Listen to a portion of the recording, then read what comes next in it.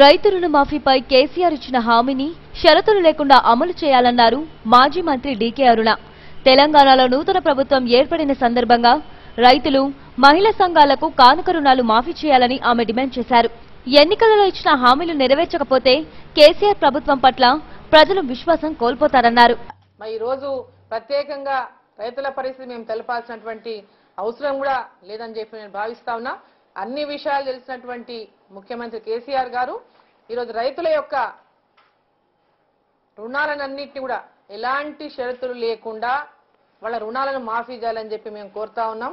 అదేవిధంగా మహిళా సంఘాలు కూడా వాళ్ళ రుణాలను మాఫీ చేయాలని చెప్పి కోరడం జరిగింది.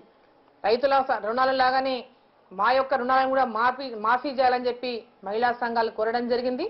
వాటిని కూడా ఆలోచించి మహిళలకు కానీ ఈరోజు రైతులకు కానీ తెలంగాణ నూతన ప్రభుత్వం ఏర్పాటైన సందర్భంగా వారికి ఒక కానుకగా ఈ రుణమాఫీని అందజేయాలని రైతులకు అదేవిధంగా మహిళా సంఘాలకు మరి రుణమాఫీని వర్తింపజేసి అందరికీ కూడా ఈ రుణాలను మాఫీ చేసి ఈ కొత్త రాష్ట్రంలో కొత్తగా వారందరూ కూడా ఎలాంటి భారం లేకుండా వారి పైన మంచి గుండె ధైర్యంతో వాళ్ళందరూ కూడా ముందుకు పోయే విధంగా మరి ప్రభుత్వం వారికి సహాయ సహకారాలు అందించాలని చెప్పి మేము సందర్భంగా